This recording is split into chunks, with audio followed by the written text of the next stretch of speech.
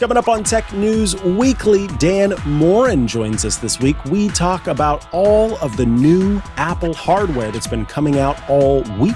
Afterwards, I have a brief story about a really important investigation regarding Meta's AI glasses and the humans who are viewing the content on them. Then Leah Nylen, Antitrust Reporter of Bloomberg, stops by to tell us what's going on with the Google App Store and the changes to Android. All of that coming up on Tech News Weekly. Podcasts you love. From people you trust. This is Twit. This is Tech News Weekly, episode 427, with Dan Moren and me, Mikah Sargent, recorded Thursday, March 5th, 2026. We see everything. Meta's AI workers speak. Hello, and welcome to Tech News Weekly, the show where every week we talk to and about the people making and breaking the tech news. I am your host, Mikah Sargent, and this week we are not joined by Abrar Al-Hiti, who is in Barcelona right now for MWC. I believe that's where it is. But we are joined instead by the wonderful SixColors East Bureau Chief. It is Dan Moren. Welcome to the show, Dan. Hi, Micah. It's always a pleasure to be here. I am nowhere near as interesting a place as Barcelona. And we're glad, because that means you can be here with me, and I appreciate it. Now, of course, we saw this week the introduction of several Apple products, a bunch of Apple hardware, and we did talk about it earlier this week on MacBreak Weekly, but some of the stuff didn't roll out until after Tuesday. And on top of that, not everybody who watches this show also watches MacBreak Weekly. So we're going to cover the hardware announcements from the event and kind of go through those and chat about those. I think it's best if we start kind of at the beginning of the week with the iPhone 17 For people who aren't familiar with Apple's sort of method for releasing iPhones after iPhones have been released, what is this E? That was quite the sentence. Yeah. What is this E phone all about, Dan? What is the E phone of? It's the E phone for A. Hey, I'm walking confusing. here. It's not an A, it's an E. The E phone is Apple's. So I always resist the temptation to call it's the low cost iPhone. It's not the low cost iPhone. It's the lower cost iPhone. So the iPhone 17e, which I believe starts at $599, that's certainly a lot cheaper than I think the $799 that the iPhone 17 starts at. But it's certainly not the dirt cheap phone, because, Apple doesn't make a dirt cheap phone. What you get for the 17e is you get a little bit of older technology, but with, a little bit of the new injected in there. So the design on this is going to be a slightly older design. It's got the notch instead of that dynamic island. It doesn't have necessarily all of the features that you might get in the iPhone 17 line, like the latest and greatest features, not the latest and greatest cameras, all of that. But what you do get in there is one of the latest chips. So Apple has previously, they used to have what they called the SE, which was basically the same idea of like, let's have a lower cost phone that has not all the bells and whistles, but is good enough that if you want a modern, decent phone that's going to last you a few years, if you're not somebody who goes out and upgrades their phone every year, this will last you for a little while. So this one's powered by the A19, which is the same generation that's in the current iPhone 17 line. It has a single camera that has both the, sort of ability to go back and forth between, I believe, 1x and 2x using the 48 megapixel. Even though it's a single lens, it can kind of do that crop for the 2x. And then it has, like I said, the notch rather than dynamic island, but it does have Face ID. So, that element modern. And the biggest addition this time around, which was missing from the 16E that debuted last year, is that this one brings back MagSafe. For whatever reason, Apple decided not to include MagSafe last year. When it brought out the 16E, it did support wireless charging via Qi, but it didn't have the nice little alignment magnets on it. So this year features both MagSafe and Qi 2 charging compatibility.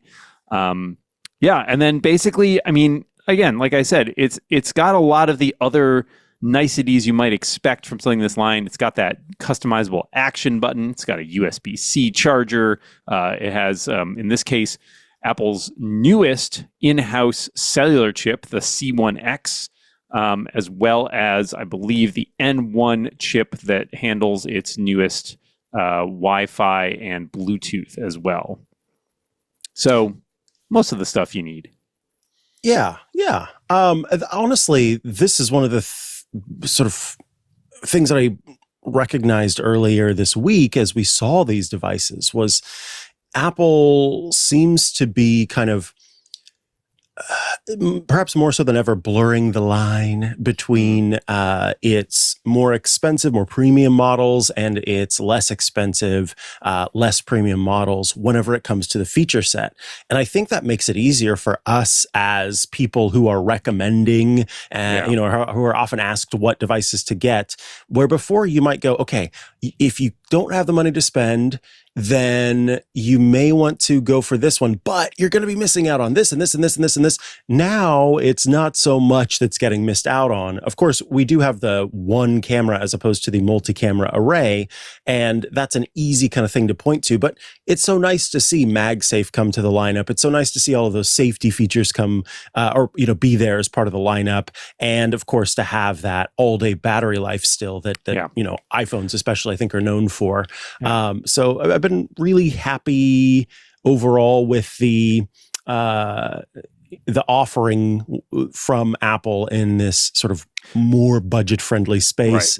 Right. Although I'm sure some would argue it's not quite budget-friendly. It's not as, Apple's doesn't make a $500 phone, at least not a new model. I'll correct myself also on one previous point. It doesn't have the N1 chip, so it's using an earlier version of Wi-Fi and Bluetooth, but, it does have that C1X modem chip. And I will say, it's like, I don't know, I kind of think of it as having like the table stakes for all the stuff that you might want for a modern phone and a phone that you're going to use for a few years. But it doesn't always have all the flashiest, nicest, most luxurious features that you get on the higher end phones. Moving along to the iPad Air. This, of course, is the second device that Apple announced on March 2nd as we record this. The iPad Air is... it's bigger, better, and brighter than ever before. It's kind of hard when it comes to mostly performance jumps to sort of quantify or to figure out sort of what does it actually mean for the end user. One thing that's always stood out to me though, 11-inch iPad Air and 13-inch model, which is kind of nice. What should people be looking for in this latest addition in the iPad Air lineup? Yeah, the iPad Air is kind of the bread and butter iPad. It's the one that's right in the middle, right? If it's not the basic iPad that's sort of really affordable down in that $350-ish range, and it's not the iPad Pro, which is the top of the line, luxury iPad with every single thing that could possibly be on it. So the iPad Air lacks Face ID. It lacks some of the nicer screen display technology that's in the iPad Pro. But it is a very respectable product. It uses the the M4 chip now, which is a generation behind the iPad Pro, but is still an update over last year's M3 chip. This is kind of as with many of these releases, it's sort of a keeping up with the Joneses release, where it's like we're going to move the things forward a little bit by increasing the processor, increasing some of the wireless connectivity options, but not really tweaking too much else in terms of it. I mean, down to the colors are exactly the same in this year's iPad Air as they were in last year. You're not going to find a lot of significant upgrades across the board here. Everything's like the same size, the same form factor, works with the same accessories and peripherals, comes in the same storage capacities, comes at the same price points, et cetera, et cetera, et cetera. So, again, if this is kind of the iPad that's, for most people, I think most people are looking for an iPad. They're probably considering something like the iPad Air because it's got that sweet spot of not being the tremendously expensive model of the iPad Pro, but it's a step up from that base level iPad, including things like supporting Apple Intelligence, which is one of the few things that the base level iPad is one of the few Apple products that does not currently support Apple Intelligence. Now, give us a sort of if you can, in fact, I remember asking you about this, talking to you about this yesterday, and it is kind of difficult these days when it comes to the nomenclature. Mm-hmm. What makes an Air versus a Pro and the iPad space? Is it like, isn't Air always supposed to be the thinnest, lightest, right? That was the whole thing. And I'm not saying that it's not, but like, is that all that makes an Air? Let's call it what it is here, Micah. It's the magic of branding.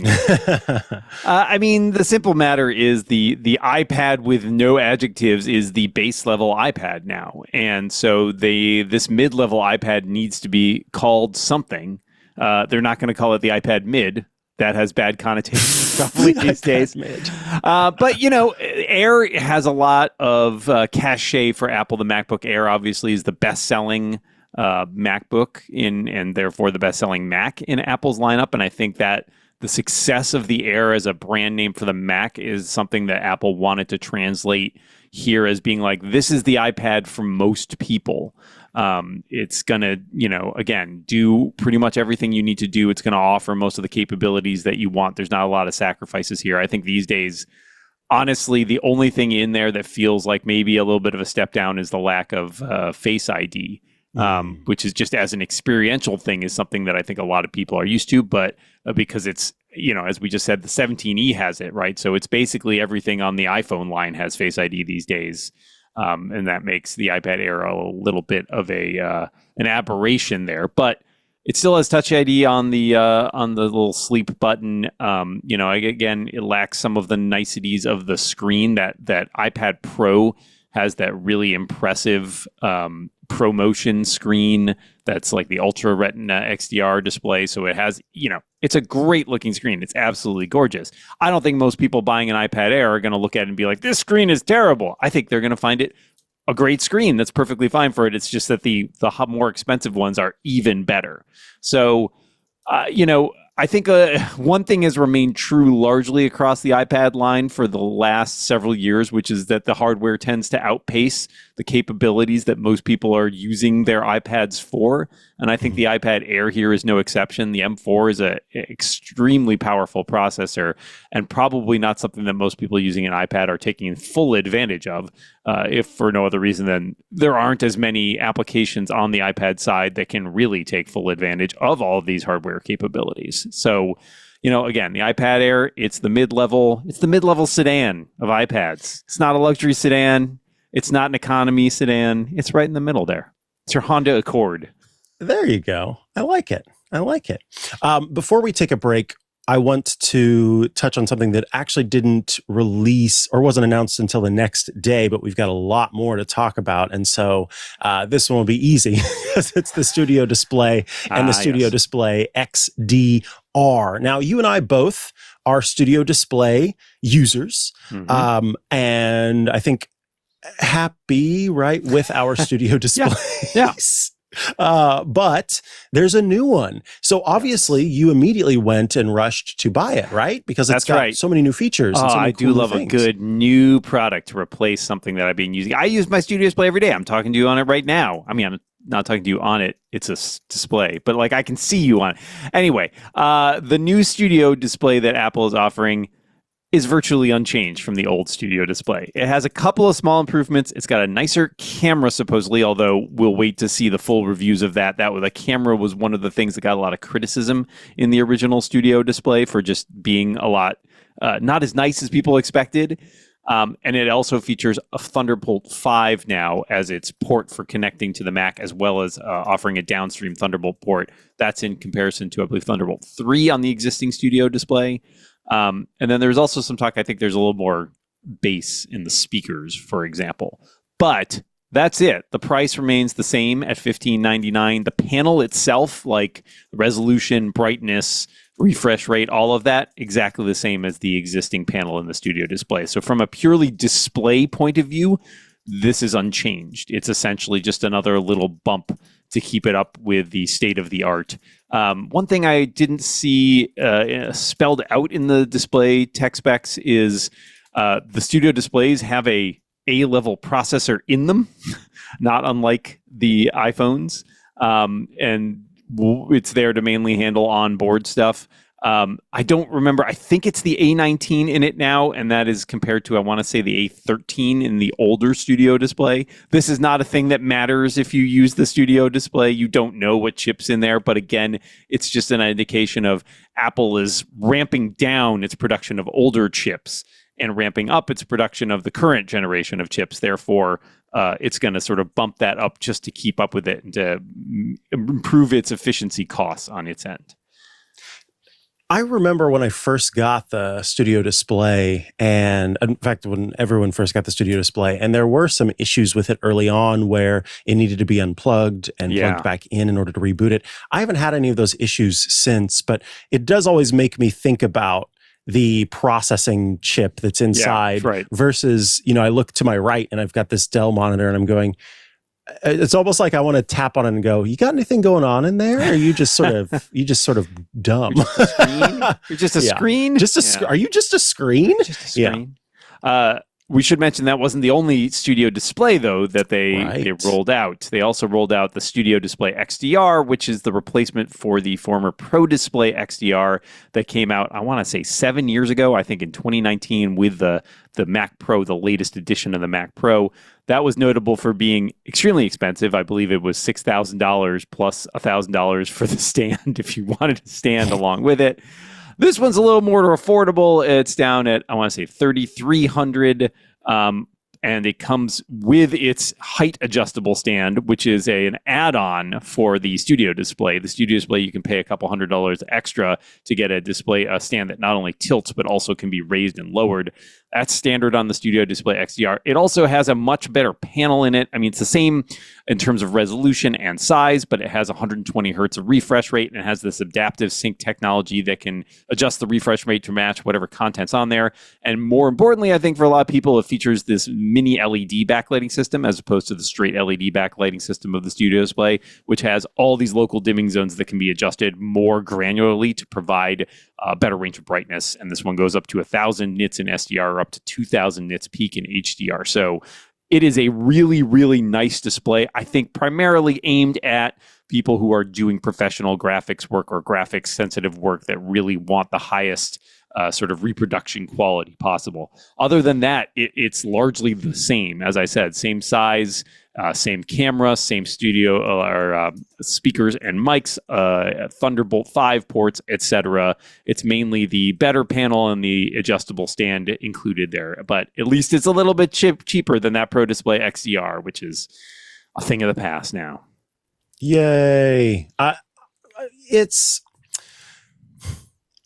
It's a little disappointing. But also good because it means that I didn't have a reason to buy a new one.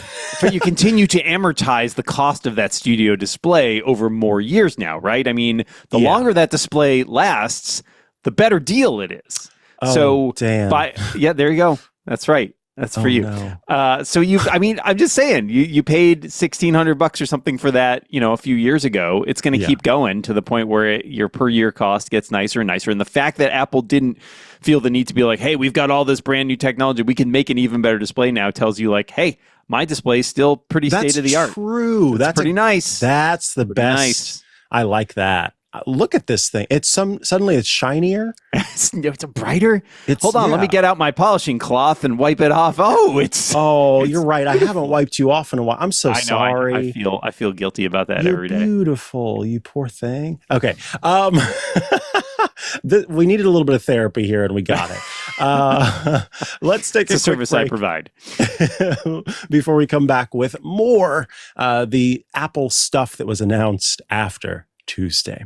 This episode of Tech News Weekly brought to you by Pebble. I've got a quick question for you. Are you hiring in another country right now? Because once you do, you'll learn that things can get complicated fast. But that's where Pebble can help, because you can send offers to anyone in the world in minutes and get them onboarded fast. Pebble is an AI-powered global human resources platform built for founders, HR leaders, and operators who are hiring and supporting teams around the world. Pebble helps you hire, pay, and manage talent in more than 185 countries with fast onboarding that can be done in minutes. Instead of juggling separate tools for contracts, payroll, benefits, compliance, Pebble brings everything together with built-in guidance and local expertise to support you.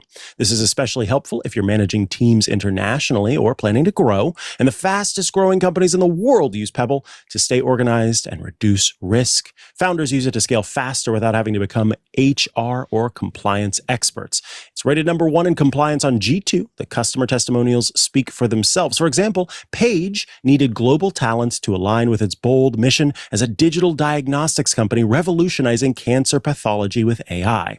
Page's VP of Finance and Operations said, quote, "Over the past year, we've doubled, if not tripled, our global headcount.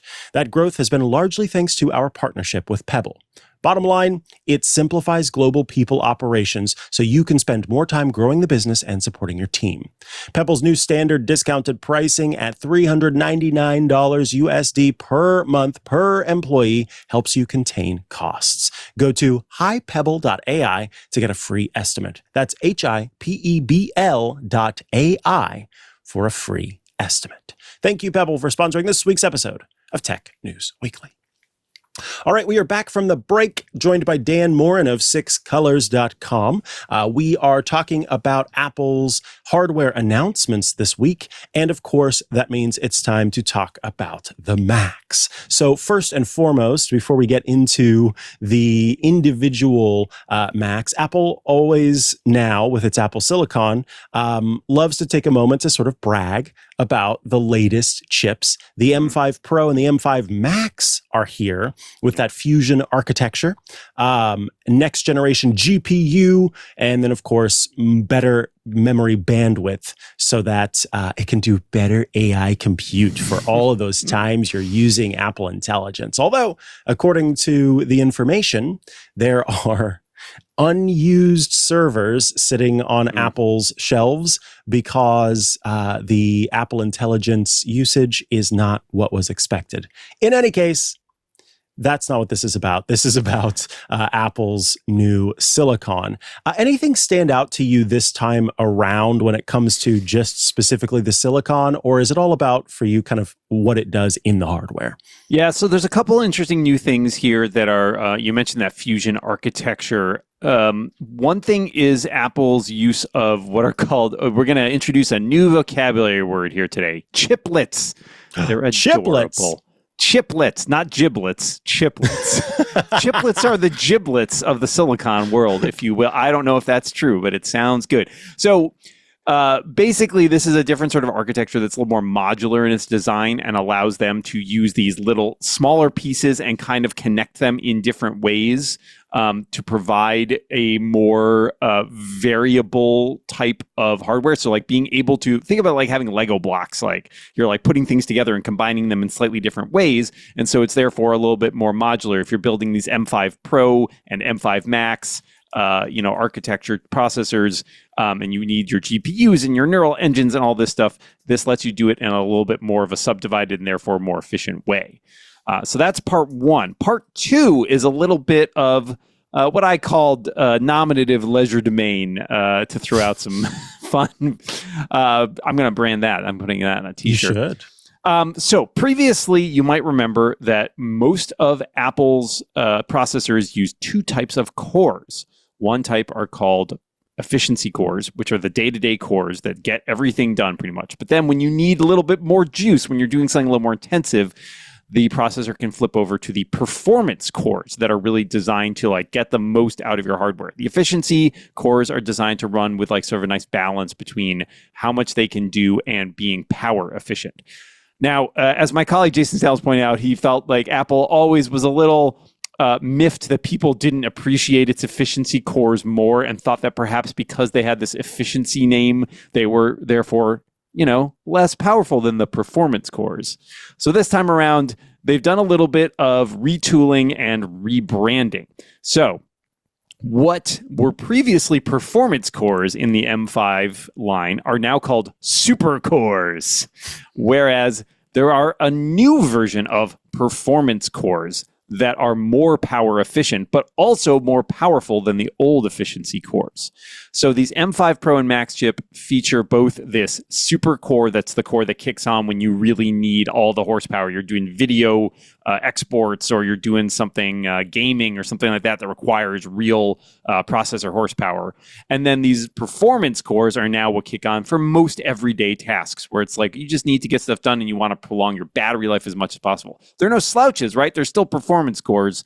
But as a result, we now have this slightly different branding. And what I laughed about a little bit is that this is retroactive. If you bought one of those MacBook Pros with an M5, vanilla processor last fall, it's got supercores in it now. If you bought a Vision Pro with M5, it's got supercores in it now. It all got renamed. So everybody takes like a step up and gets a little bit more exciting there. But one of the things that they really are working on doing is making those power efficient cores more high performance for multi-threaded tasks, which are the kind of things that people are often doing when they really, need to do more complicated processor intensive stuff, but not all the way up to like, high-end video editing / audio editing, all that. So all of this is good. I mean, it means those cores, those new core designs are really going to provide a bit of a bump in terms of performance, as well as still maintaining the power efficiency that Apple Silicon has become known for. Now, that, of course, is the underlying hardware. But the most important thing is that it goes into things. It goes into other products. And some of those products include the MacBook Air and the MacBook Pro. With these two devices, have we seen, outside of performance, have we seen any other changes before we just, briefly touch on the performance of it all? Is there anything else that kind of sticks out? Did we finally get this alleged Touch Mac we've been hearing about? We did not get the alleged Touch Mac. That is not in the offing yet for this. The changes are kind of on par with what we talked about a little bit earlier in terms of the upgrades for the iPad Air and the iPhone 17e. These are kind of generational improvements that are moving forward. So mainly, as we mentioned, that M5 chip, which in some cases offers somewhat more cores. Also, in many of these cases, Apple has improved the wireless connectivity, as we discussed before, going up to the Wi-Fi 7 and Bluetooth 6 standards using that N1 chip that it started to roll out.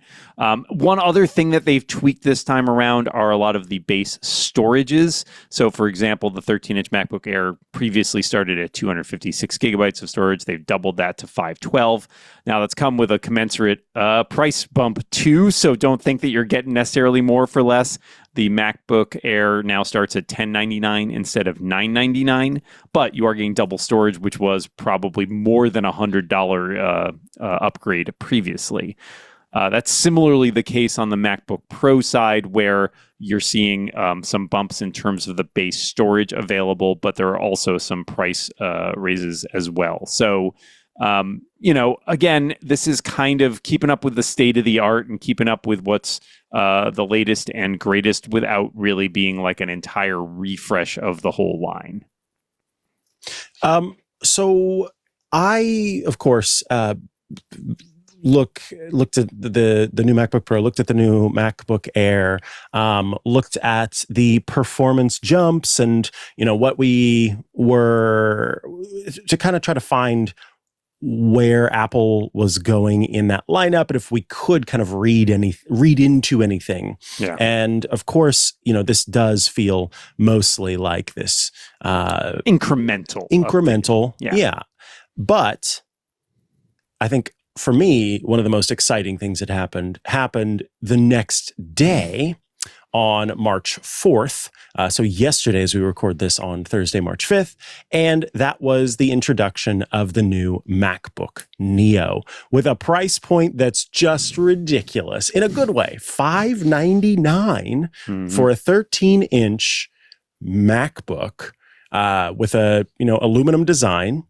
What have you heard about sort of early impressions of the device? And what were your first thoughts upon seeing this? The impressions I've heard are generally pretty positive. People are, remarking that, $599 is lower. In fact, it's the second cheapest new Mac ever. Way back when the Mac Mini started at $499. I don't think that's been the case for more than a decade, but certainly Apple's never made a laptop starting at $599 anywhere close to it, really. And so people, often trot out Steve Jobs talking more than a decade ago about this idea of how are they going to compete with what was then the craze for netbooks, as you might recall, the little tiny cheap computers that PCs were offering. And he said famously, we don't know how to make a $500 laptop that's not a piece of junk. And Apple has a quality threshold that they always consider. And people that have had hands-on with the Neo so far have remarked this does meet that, right? It's, like you said, it's all the aluminum design. It still has the build quality. In the same way that we saw with sort of the 17E, where Apple chooses to make trade-offs for certain things, but still wants to keep a certain level of experience consistent, right? It doesn't want people to feel like they're using a cut-rate product. This has a great screen in it. Yeah, it's not as nice as the MacBook Air screen, but it's still a really nice screen. It has most interestingly, perhaps, for the first time ever, an A-level processor in it, which is an iPhone processor. But as we've seen, iPhones are pretty darn capable these days. They're pretty powerful. So having an A18 Pro chip in there is nothing to sneeze at. And it allows to do, a lot of things that are maybe not comparable or are possible on comparable level, Chromebooks or PCs, given the sort of hardware acceleration capabilities, the GPU stuff it offers, all of that. Now, there are some trade-offs, as always, when you're talking about, something that's cheaper. So that cost has to go somewhere, right? Apple's not just being like, let's throw everything in and just, we'll eat it. We'll eat our profit margins. Apple believes that every product kind of has to stand on its own. It doesn't do loss leaders. So trade-offs include it's only maxes out at 8 gigs of RAM. It's got either 256 or 512 gigs of storage.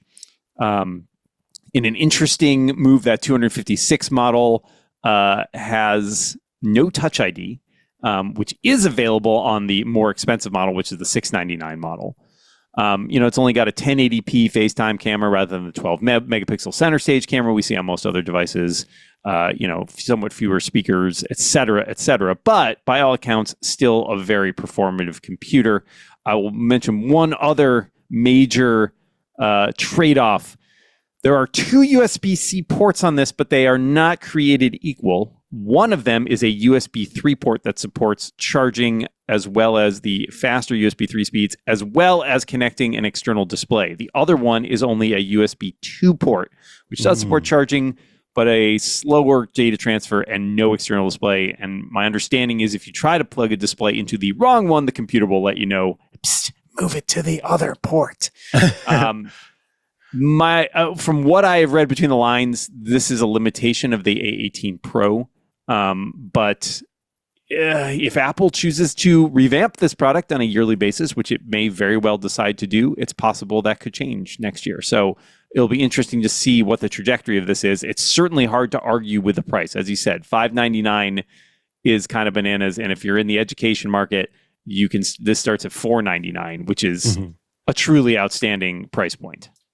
Yeah, I think it's pretty amazing as far as that goes. I've seen now some complaints coming through from folks and some thoughts on this device, but overall, I again find this price point to be something that could get people who maybe don't need all this extra stuff into the Apple and especially Mac OS ecosystem. I just love Mac OS, to be honest. Yeah, so same.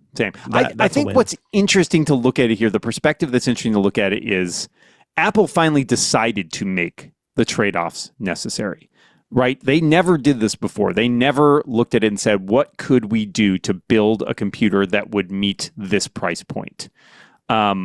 That is an interesting strategy in and of itself because it points to something that Apple, I think, doesn't usually do. And to the people who complain about this thing, not having this or not having that, there are always going to be trade-offs. Like I said, something's going to have to go. And the question is, what part of the experience can be sacrificed without feeling like you are using a cut-rate product? And I think they chose the ones that they felt like, based on their information, were ones that would not make as much a difference to the daily use, to the people who are going to buy this computer. And will it get better over time? I think it depends how well it sells, but I wouldn't bet against it. Yeah, I think that's well put.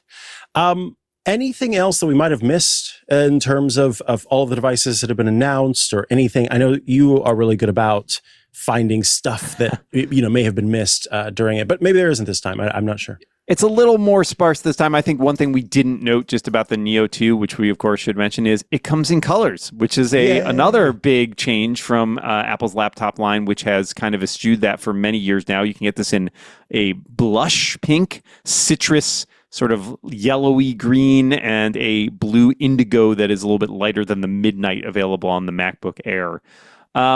I think it's interesting that, as people point out, Apple basically came out with 3 separate products at that $599 price point. The 17E, the iPad Air, and the MacBook Neo are all $599, which are, again, affordable as far as Apple products go. And they really do feel like they've got a spread. One thing I wrote about a bit on SixColors yesterday that I think is really interesting is in terms of the Neo as an education device. That $499 price point for education is really solid. And when you combine it with the fact that Apple's really aggressively priced its new Creator Studio at just $3 a month or $30 a year for education customers, you could do a lot worse than sending a kid off to college with one of these and a Creator Studio subscription at a very affordable price point for a very large degree of power and capability. You can get a lot done with one of these things and a Creator Studio, I think. And, if at some point you grow out of that, there's room to grow in the Apple lineup. But it doesn't hurt to have a device that's, more of perhaps a starter Mac. Absolutely. Yeah. Well, Dan, I want to thank you so much for taking the time to join us today. If people would like to keep up to date with the work you're doing, where should they go to do so? Well, if you're interested in Apple stuff, go over to SixColors.com. That's where we covered all of this week's announcements, and we'll have a lot more to talk about as well. Of course, I host the Clockwise podcast with Mikah every week on Relay. You can go to relay.fm/clockwise, check that out.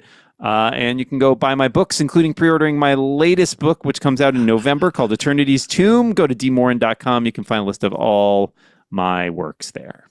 Go get Dan's books, please and thank you. All right. Thank you, Dan. We'll talk to you later. Thanks, Mikah. Alrighty, folks, let's take another break so I can tell you about our next sponsor. This time it's OutSystems, bringing you this episode of Tech News Weekly. OutSystems, the #1 AI development platform. The agentic shift is happening. We're moving beyond simple chatbots, and OutSystems is leading the agentic conversation. OutSystems helps businesses build AI agents that can actually do work, such as take actions, make decisions, integrate with data, rather than just answer questions. OutSystems is solving the talent gap. There just aren't enough AI engineers in the world. OutSystems empowers the developers that companies already have to build at an elite level. OutSystems is the secret weapon behind the world's most successful companies. They're not just for small apps. They are for the massive, complex systems that run banks, insurance companies, government services. OutSystems even helps companies with aging IT environments bridge the gap to the AI future without a rip and replace nightmare. For example, they helped a top U.S. bank deploy an app that lets customers open new accounts on any device, delivering 75% faster onboarding times. They even helped a global insurer accelerate the development of a portal and app for its employees, delivering a 360-degree view of customers and enabling insurance agents to grow policy sales. OutSystems combines the speed of AI with the guardrails of low-code. It's the safest and fastest way for an enterprise to go from "we need an AI strategy" to "we have a functioning AI application." Stop wondering how AI will change your business and start building the agents that will lead it. Visit outsystems.com/twit to see how the world's most innovative enterprises are using AI-powered low-code to transform. That's outsystems.com/TWIT to book a demo and see the future of software development. Our thanks to OutSystems for sponsoring this week's episode of Tech News Weekly. Alrighty, we are back from the break, and that means it's time for a quick little story of the week from me. This week, a major investigation from 2 Swedish newspapers, Svenska Dagbladet and Göteborgs-Posten, pulls back the curtain on what's really happening with the data collected by Meta's Ray-Ban smart glasses. Written as a collaborative investigative piece and published in late February of 2026, the report reveals that workers at a Meta subcontractor in Nairobi, Kenya, are being exposed to deeply private video footage, including nudity, sexual content, and sensitive personal information captured by everyday users of the glasses. The investigation, which includes interviews with more than 30 employees at the subcontracting firm Sama, paints a troubling picture of the gap between how these glasses are marketed and what actually happens to the data they collect. It's a story about privacy, about labor, and the human cost hiding behind the phrase machine learning. So let's kind of talk about real quick the promise versus the reality, because Meta has positioned its Ray-Ban smart glasses as this sort of all-in-one AI assistant. It'll help you translate languages and capture moments and navigate the world hands-free. In Sweden, the glasses are sold at major optical retailers like Synsam and Synoptic, and sales tripled in 2025, reaching 7 million units globally. There have been celebrity endorsements, including a Swedish hockey player, that have kind of made it so that more people are jumping on board. But here's the thing. The investigation reveals a significant disconnect between the marketing pitch and what actually happens behind the scenes. When these journalists visited 10 retail stores in Stockholm and Gothenburg, they found that sales staff had wildly inconsistent and, frankly, flat out incorrect answers about how user data is handled. There was one employee who said, quote, "Nothing is shared with them," being Meta. "That was a big concern for me as well, but you have full control." Another salesperson said, "To be completely honest, I don't know where the data goes or if they take data at all." And then the journalist's own testing revealed the truth, that the AI functions in the glasses require an active internet connection and regular communication with Meta's servers. And so it's nothing, the idea that it's sort of like locally in the app or locally on device is not the case when it comes to these devices. Now, let's talk about what the workers are seeing. It's the workers themselves who, shared what they're seeing. The data annotators employed by Sama, which is a Meta subcontractor.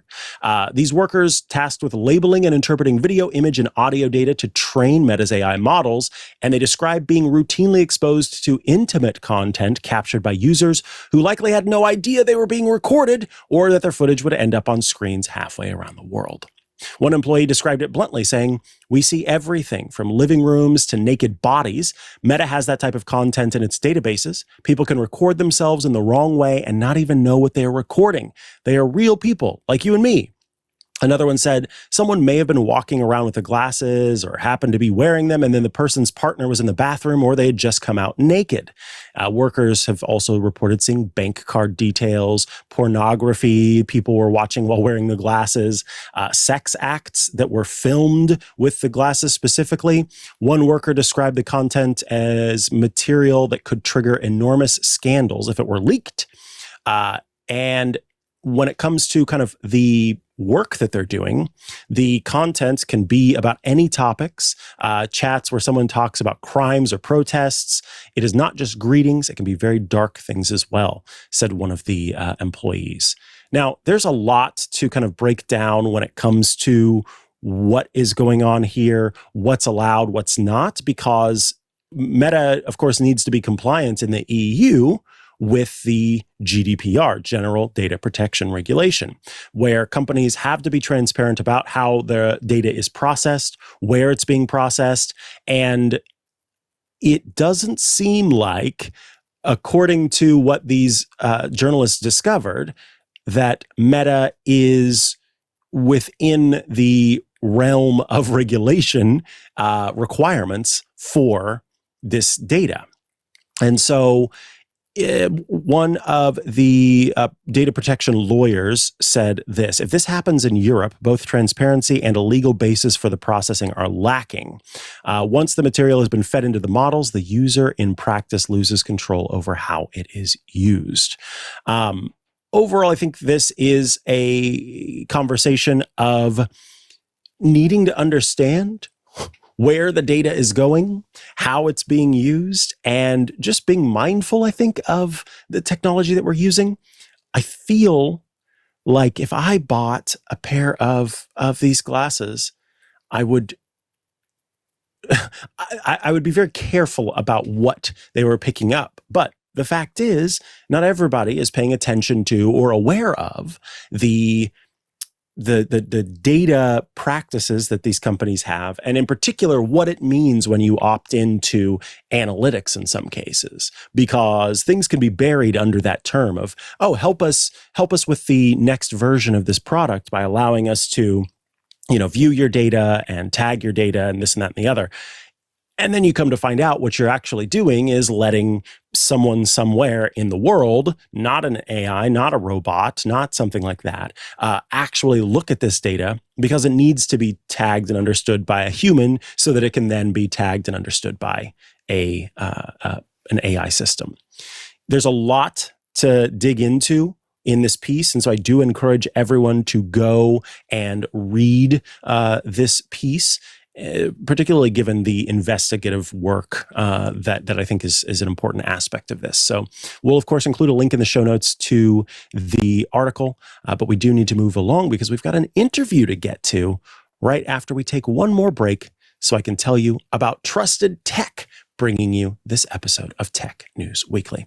If you're using Microsoft 365, there's a good chance you're paying for licenses you don't need, or you're missing ones that you do. In fact, in July, Microsoft is going to implement a significant price increase for M365, and with it, a lot of nuance. And that nuance is where we hear that people end up kind of getting things wrong. Trusted Tech is there to help businesses of all sizes get the most out of their Microsoft investment by ensuring their M365 environment is well supported and aligned with how the business actually operates. We got to speak with the folks at Trusted Tech and kind of learn about that's a lot. There are a lot of pitfalls when it comes to this licensing stuff. And you can end up paying a whole lot more money than you would expect because you don't have the understanding of the nuance here. And that's where Trusted Tech comes into place. Microsoft licensing, complicated. Options can vary widely. Trusted Tech's team helps organizations understand what they have, what they need, and then how to make the most of what they're actually paying for.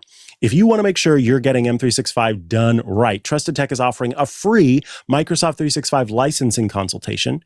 Just visit trustedtech.team/twit365 to get a clear data-backed view of your current licenses, optimization opportunities, and next steps. Kevin Turner, former Microsoft COO, the former Microsoft COO says, quote, "You have an incredible customer reputation. You have to earn that every single day. The relentless focus you guys have on taking care of customers gives them value and differentiates you in the marketplace." Trusted Tech also elevates the Microsoft support experience with its certified support services. Enterprises save 32% to 52% compared to the average Microsoft Unified Support Agreement.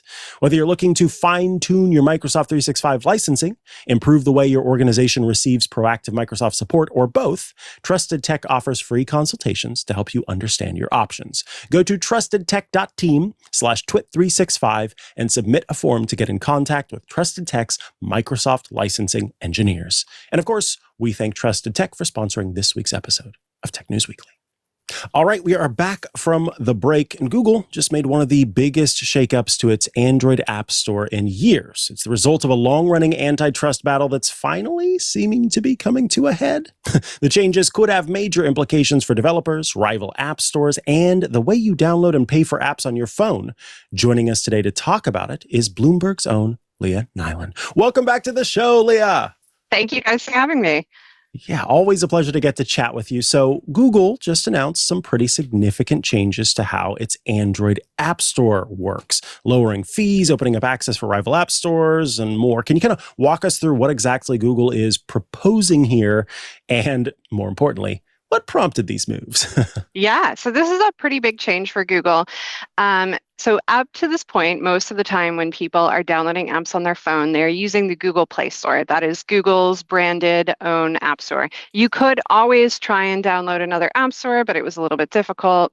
So as a result of this litigation, Google is now going to allow other app stores onto the Android platform much more easily. So you will be able to download a Microsoft or an Amazon or an Epic app store just the same way that you would download any other app. And then from there, you can download download apps the same way you would through Google Play. This is, as I said, a pretty major change, as Google has for the past, since it invented Android, tried to push people to use its App Store, in part because it gets up to 30% of the cost of any download or thing that you buy in an app from the developer. So the other change that they announced is that they are going to lower those fees significantly. So instead of taking 30%, they are now going to be taking 10, 15, or 20%, depending on a couple different things. If it's a subscription, it's only 10%. If it's a developer who agrees to go into like a special program, it's 15. If you don't want to be a part of their program, it's 20. But that's still a significant, chunk for developers, because they have said that this is like a significant tax on them to have to pay 30% of their proceeds to Google. Now, when it comes to the kind of the foundation of this, right? Epic Games versus Google case has been the thing that's been playing out for a few years. Could you give us a little bit of an understanding? How do we get from that 2023, I think it was, jury verdict to where we are today with these changes? Yes. So Epic Games, the maker of Fortnite, had sued Google in 2020, alleging that it had monopolized the market for Android app downloads. The jury heard the case in the fall of 2023 and sided with Epic. They found that Google had illegally monopolized the Android app distribution market. And then there was this process where Google and Epic both proposed changes to how Google was going to have its app store. The judge ended up putting in place a remedy that went up on appeal and got affirmed, and then came back down. At which point in time, Epic and Google had tried to sort of settle the case. And they were going to enter into a settlement that was a little less severe than what the judge had imposed before. The judge did not like that at all. He felt that this was a sweetheart deal that Epic was getting because, a lot of these changes were going to apply not just to Epic, but to any developer who uses the Android ecosystem. Whereas if Epic did this sort of settlement with Google, all of a sudden it was going to be getting better terms and everybody else was maybe not. So he was disinclined to accept that. Until it looked like he was going to reject it. And so Epic and Google went back to the table, and this is now Google's proposal. It's not official until the judge still signs off, but this is a lot of what he had originally suggested, except that they are also now lowering the fees. So it seems like it's probably he's going to accept it. Got it. Now, the catalog sharing then is sort of the big aspect there. That seems like such an odd term. Is there a reason that it's called that? Is it like an industry term? Or?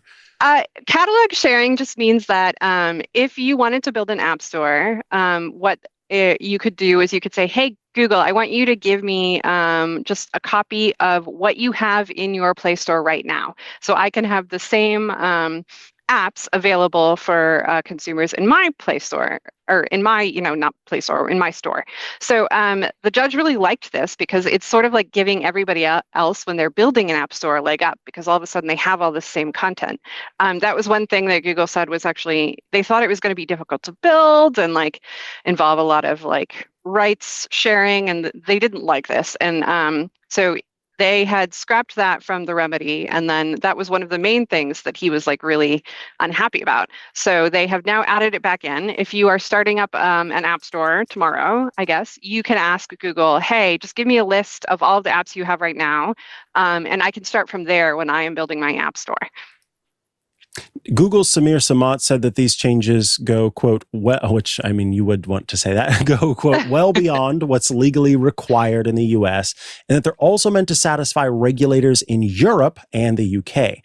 How much of what we're seeing here is Google trying to get ahead, perhaps, of pressure from places like the European Commission and the UK's Competition and Markets Authority, where we've seen in the past those groups know what they're doing.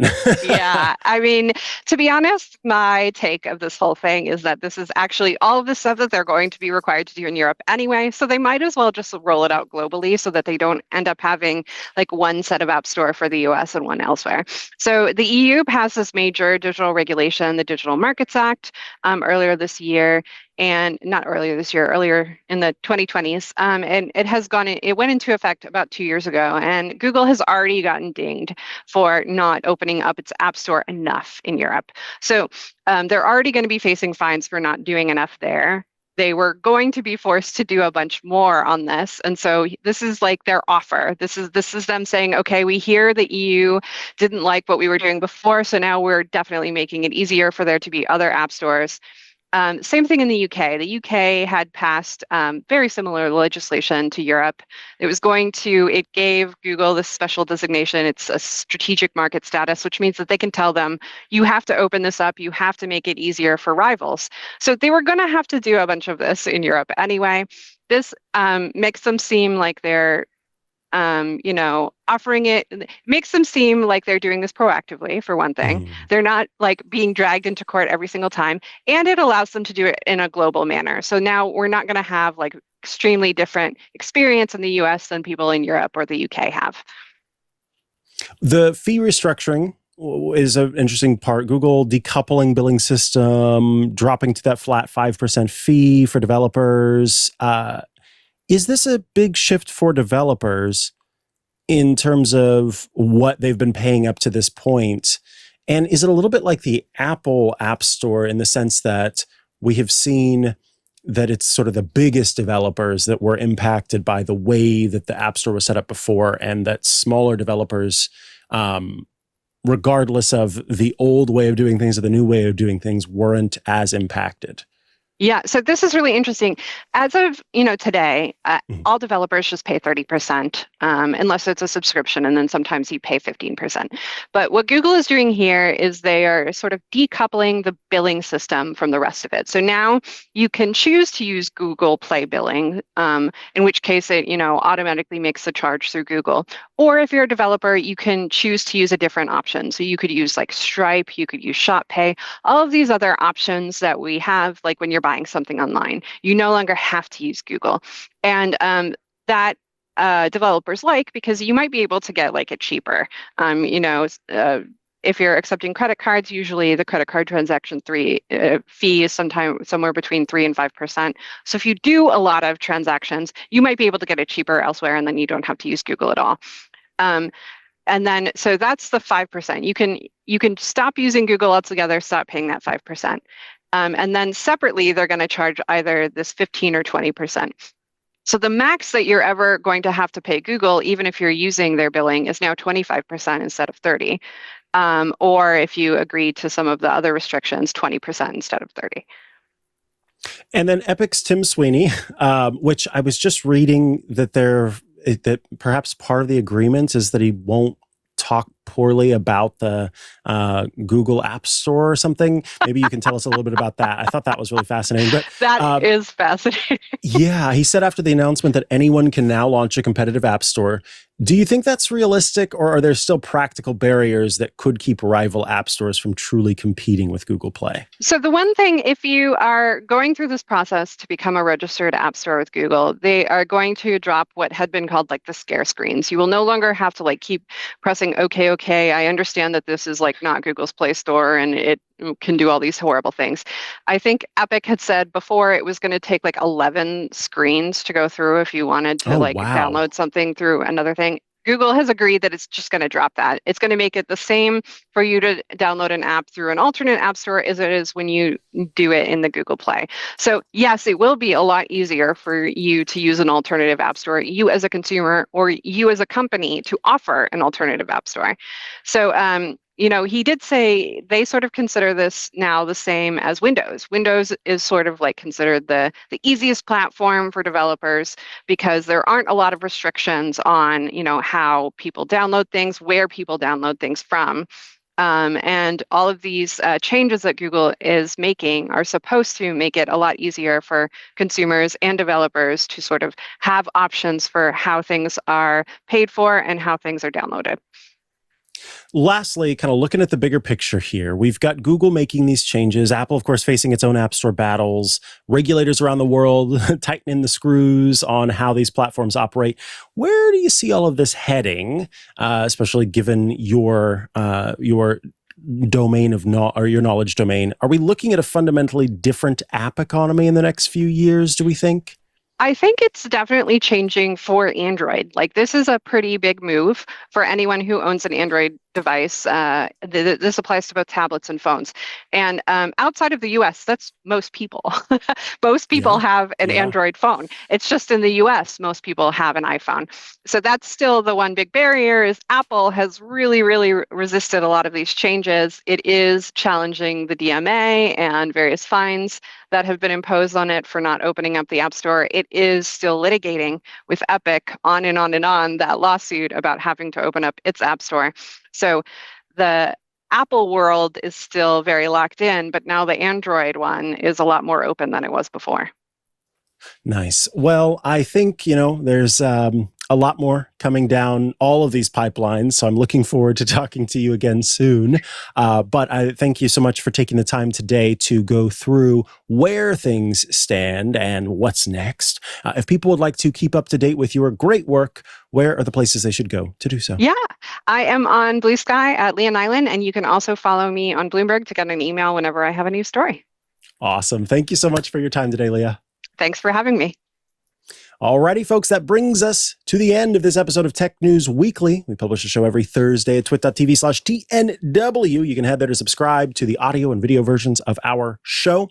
If you out there would like to get ad-free versions of all of our content, well, join our club.